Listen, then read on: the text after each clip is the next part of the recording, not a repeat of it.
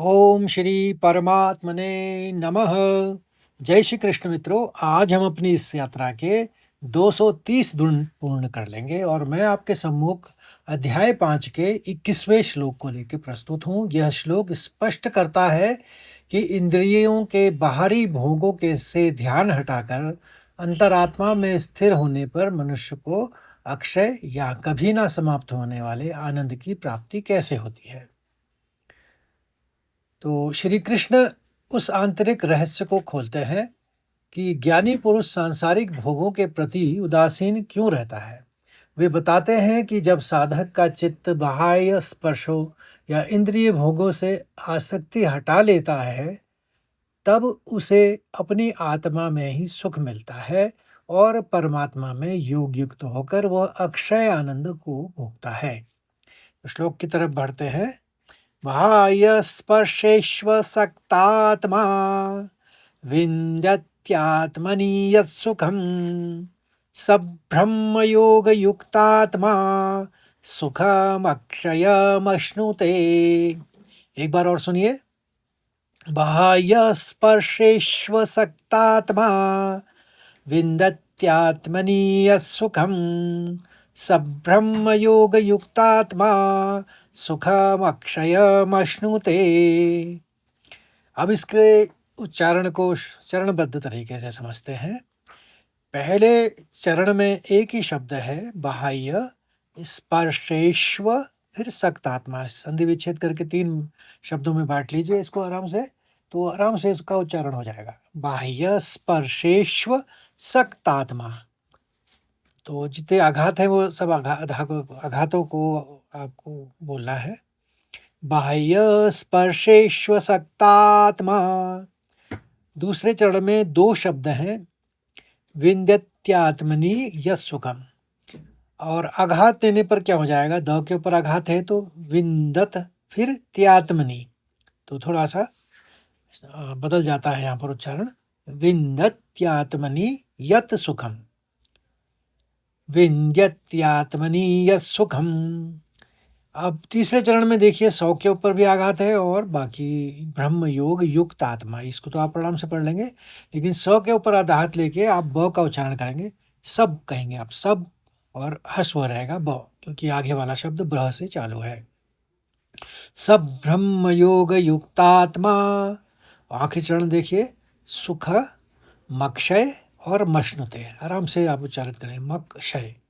पहले आप क का आघात लेंगे मक, म के ऊपर, फिर मश्नुते, फिर आप श का आघात लेंगे मश्नुते, सुखमक्षय मश्नुते। अब मेरी इस श्लोक को ध्यान से सुनिए, मैं एक बार और दोहराता हूँ। बाह्य स्पर्शेष्वसक्तात्मा विन्दत्यात्मनि यत्सुखम् स ब्रह्मयोगयुक्तात्मा सुखमक्षयमश्नुते। अब इसके शब्दार्थ और भावार्थ को समझते हैं। बाह्य स्पर्शेषु, बाह्यों, बाहर के स्पर्शों में, यानी शब्द रूप रस गंध स्पर्श आदि इंद्रियों के विषयों में। असक्तात्मा, आसक्ति से रहित अंतःकरण मन वाला साधक। विन्दति ही, प्राप्त करता है, आत्मनि, अपनी आत्मा में ही, यत, जो, सुखम, आत्मानंद रूपी सुख, सह, वह साधक, ब्रह्म योग युक्त आत्मा, परम ब्रह्म परमात्मा के ध्यान योग में तल्लीन अंतःकरण वाला, सुखम, सुख को, अक्षयम, कभी नष्ट ना होने वाला या अविनाशी आनंद, अश्नुते, भोगता है या अनुभव करता है।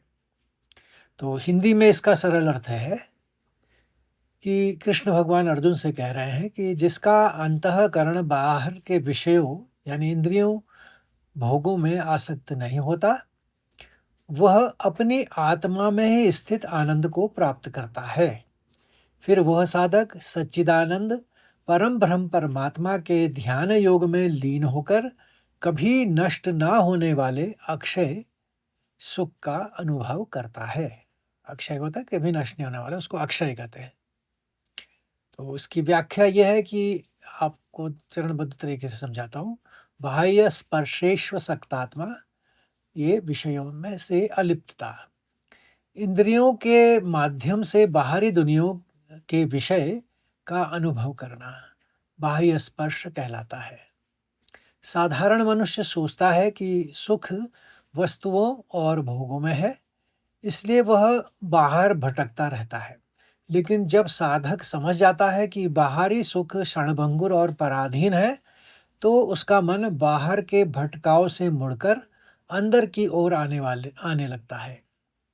विंदत्यात्मनि यत् सुखम आत्मानंद। सच्चा और टिकाऊ सुख किसी वस्तु या व्यक्ति पर निर्भर नहीं है, वह हमारी अपनी आत्मा का स्वभाव है। जैसे ही मन बाहर की इच्छाओं से खाली होता है, वह स्वाभाविक रूप से अपने भीतर छुपे सुख या आनंद को महसूस करने लगता है। सुख अक्षय मश्नुते अक्षय आनंद। सांसारिक सुख आने के बाद खत्म हो जाते हैं, वे क्षयशील है। लेकिन जो साधक ध्यान और योग के माध्यम से परमात्मा से जुड़ जाता है, इसे हम ब्रह्म योग युक्त आत्मा कह रहे हैं, उसे ऐसा आनंद मिलता है जो कभी कम नहीं होता और ना ही कभी समाप्त होता है। वही अक्षय सुख या परमानंद है। तो मित्रों, आशा करता हूँ कि आपको यह श्लोक अच्छी तरह से समझ में आ गया होगा। अच्छा लगे तो लाइक और शेयर करिए, कमेंट भी करिए और अपने अन्य साथियों को इस मार्ग से जुड़ने की प्रेरणा दीजिए ताकि वे भी लाभान्वित हो सके। कल फिर मिलते हैं एक नए श्लोक यानी 22वें श्लोक के साथ। तब तक के लिए जय श्री कृष्ण, राधे राधे।